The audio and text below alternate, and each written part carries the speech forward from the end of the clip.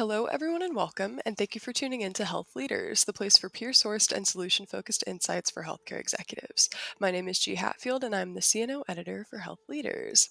Today, we are speaking with Jeff Doucette, who is the Chief Nursing Officer at Press Ganey, about the results of the Nurse Experience 2025 report. So, hi, Jeff. How are you? Hey, I'm great. It's so good to be with you, G. Thanks for having me. Yeah, of course, you as well. So we're gonna get into some good statistics today. Excited So, about that. yeah. So can you give me a brief summary of the results of the Nurse Experience 2025 report? Yeah, so we know that where nursing goes in a healthcare organization, so does generally the rest of the organization. Hmm. And what we're seeing at a very high level is declining engagement with increasingly higher than expected turnover rates, which really signal for us a gap between what's happening on the front lines for clinical nurses and their leadership. Hmm. We know that this engagement report and these statistics around engagement tend to be the earliest bellwether that there will be problems with quality, safety, and reliability in 6 to 9 months from now if we don't pay attention to what's happening with the workforce. And to Hmm. put all of this in context, we were seeing a decline in nurse engagement ahead of the pandemic year over year from about 2018 on. And 2021 was really the lowest levels of engagement we've seen, really at the height of the pandemic and what everybody was dealing with. And we've seen a really nice, steady year over year improvement since then until this year's data set, Hmm. where engagement has really flattened. And most job categories that we measure have gone down slightly. So, again, this becomes the earliest bellwether of kind of problems to come. Hmm. Absolutely. And I was interested particularly in the kind of Gen Z data that the report had. I'm 25, so I'm a member of Gen Z, so it's always interesting to me. So the report stated that 24% of Gen Z RNs left the workforce in 2024. So why do you think that happened? Yeah, so first of all, I've never felt as old as I do right now. So thank you for calling I'm out the so Gen sorry. Z. No, that's okay. And I jokingly tell everyone that I am a Gen Xer who identifies as a millennial. So, I Hmm. try to think about things really in these terms. And Hmm. the reality is that 50% of our clinical nursing staff across the country now are Gen Zs and millennials. And what we're seeing in Gen Zs is that, as you noted, nearly a quarter have left the profession in 2024. And Hmm. what we see underpins this is that their unmet needs are really centering around purpose, Hmm. support, and alignment with the organization. So, Hmm. what we find in this group is that Gen Z clinical nurses generally have less feeling of psychological safety, Hmm. and they are experiencing significant cognitive overload and administrative burden, but they Hmm. are less tolerant of the dysfunction that many of us have just learned to live with Hmm. in healthcare environments. And so what they see is that there are these dysfunctional systems.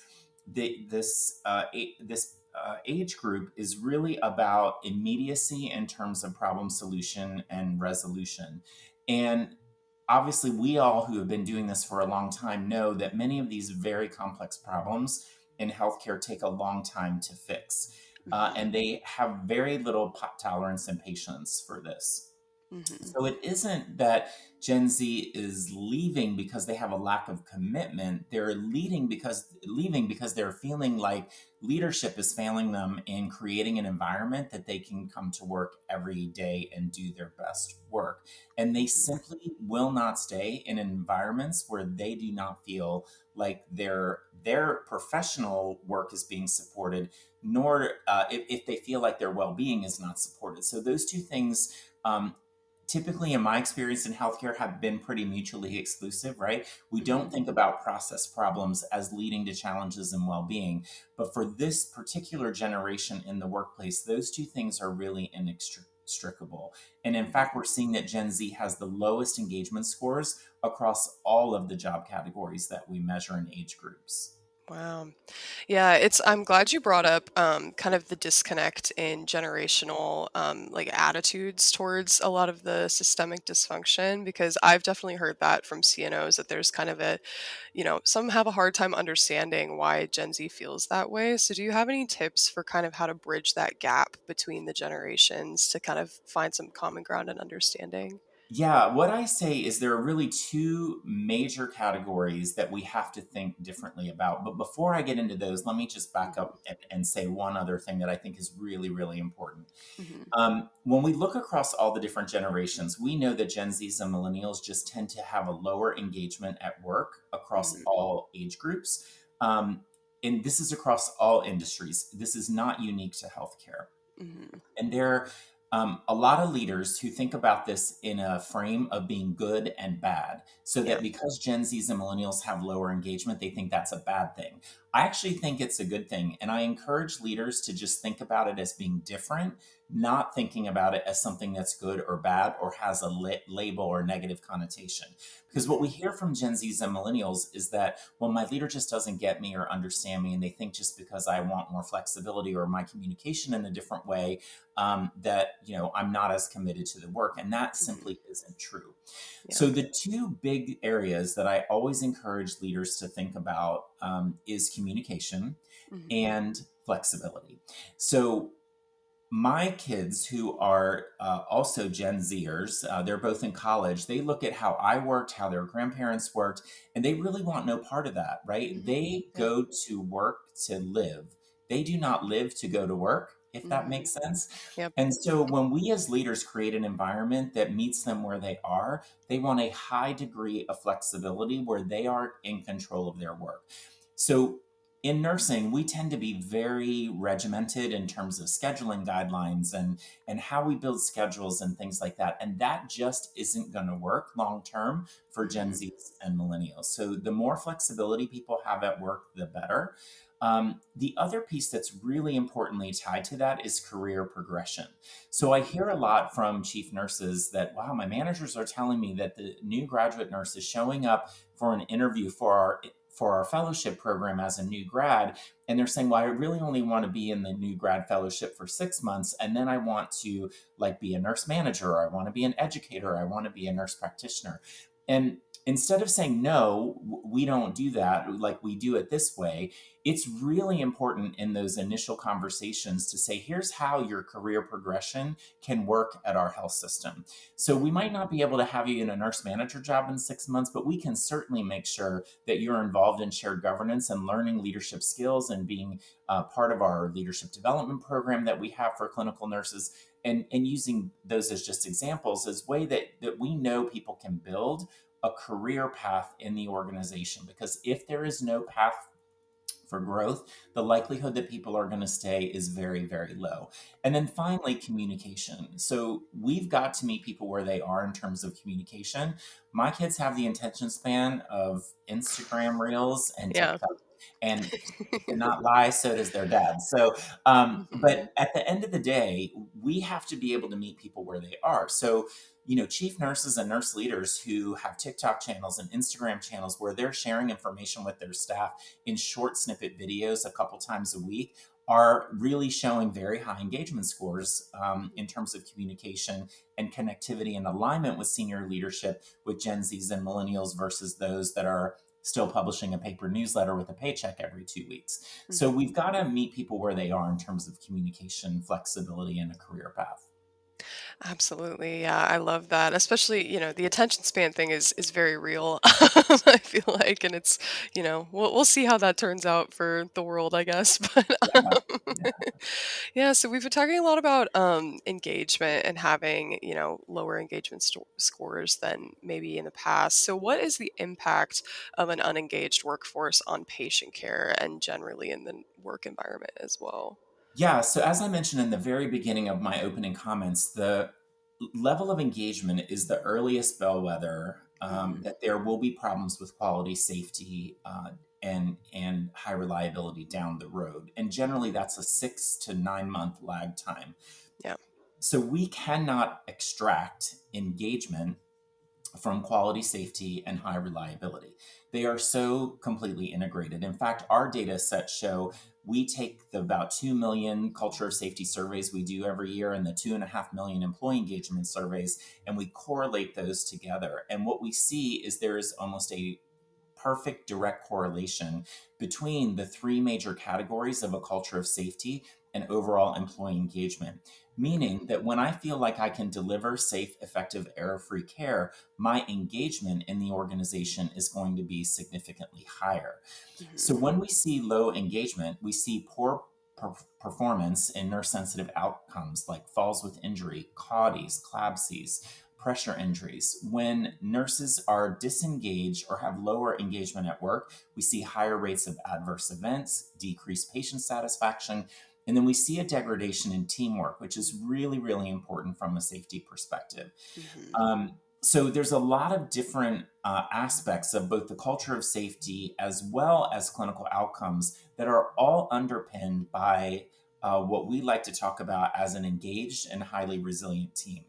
Mhm. So we know the only way that an organization is going to deliver on the patient promises, the patient experience promises that they're making, the communities that they serve to deliver high quality, effective, error free, safe, equitable care is on the foundation of that engaged and highly resilient team.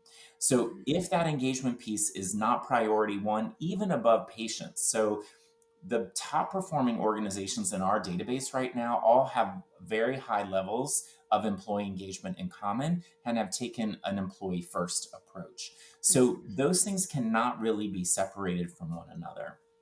Absolutely, yeah, and we've talked about it a little bit with, communication and Gen Z and all of that. But what are some successful ways to really re-engage nurses with their work? Because obviously, it's a stressful job. It's very complicated. So how do you do that? Yeah, so what we like to talk about is our resilience model. And those who've heard me talk before, I don't really love the word resilience because I think it's been completely overutilized. But we Yeah. have a very simple model that breaks down the actionable parts of what drives resilience in organizations and particularly among nurses. And those two Mhm. things are called activation and decompression. And we think about activation as our why. So there's both an intrinsic component of activation, which is, why I became a nurse, why I work in healthcare. Then the extrinsic component of activation is the connection to the mission, vision, and values of the organization. And when Mhm. we put those things together, we know that those provide kind of the basis for what are the top five drivers of long term retention and engagement for nurses in the healthcare environment. So it's things like I like the work that I do. I like the team that I work on. I feel like I can deliver safe care. My organization does their work in an ethical manner, and that my organization values diversity, equity, inclusion, and belonging. So that kind of activation side of the resilience equation gets at those top five drivers of long term retention for clinical nurses.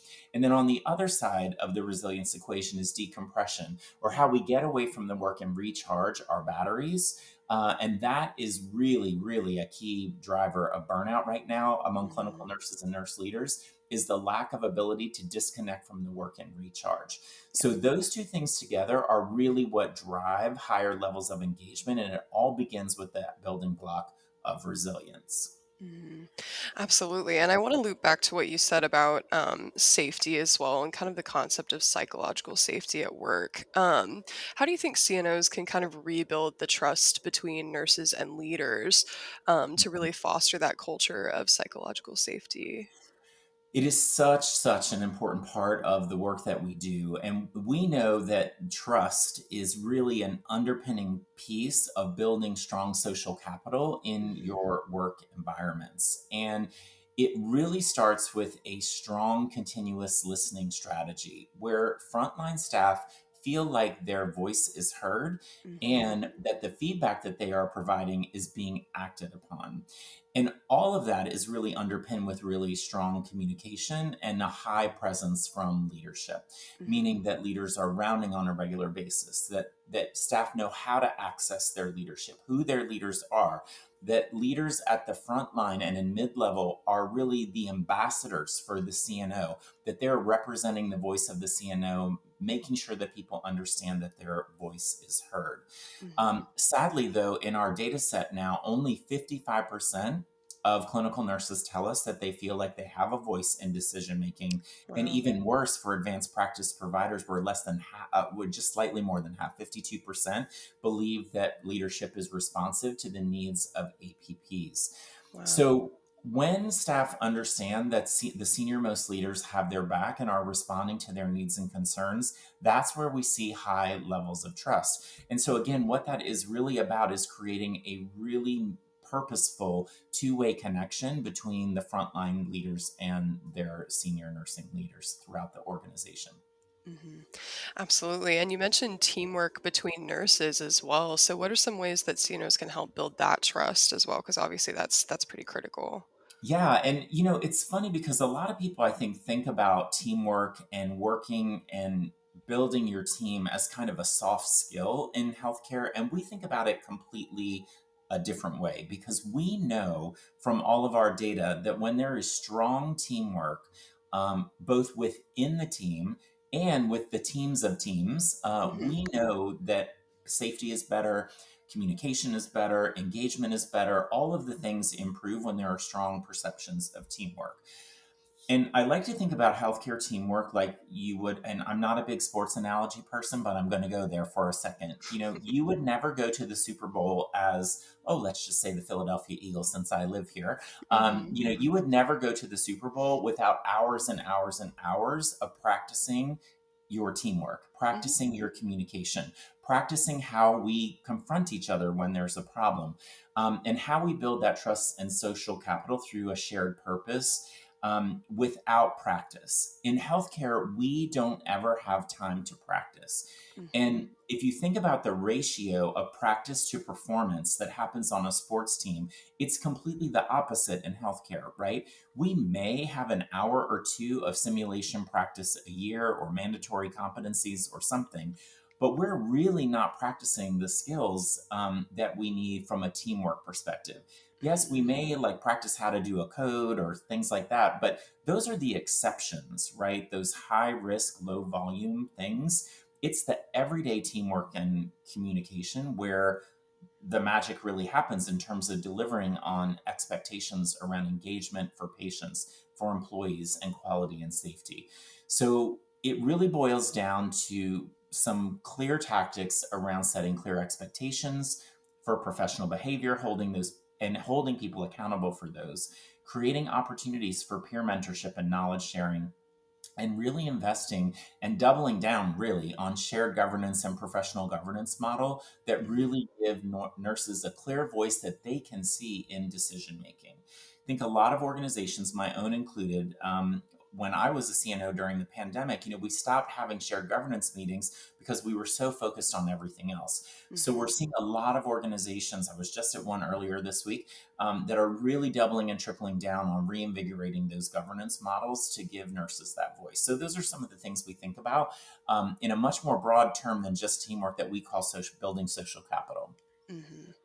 Absolutely. Well, then my last question for you is, do you have any pearls of wisdom or key takeaways that you want CNOs to remember from this report specifically? Yeah, I think at the end of the day, the biggest concern that we have of what we're seeing happening now is that APPs are really struggling. And Hmm. for many of our organizations, APPs really fall into kind of a gap, right?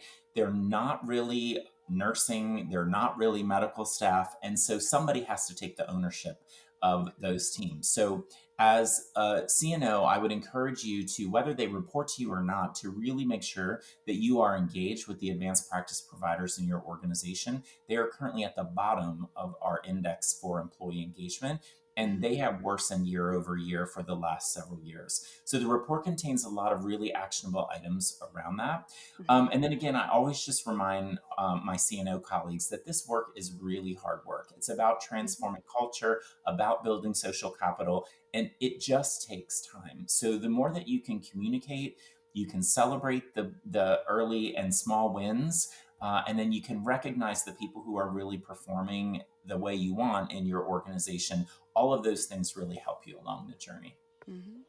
Absolutely. Well, thank you so much, Jeff, for your time. I'm really grateful to have had this opportunity to hear your insights. And thank you so much to everyone in our audience for listening. Thank you, Jeff. Thank you. Thanks so much for having me.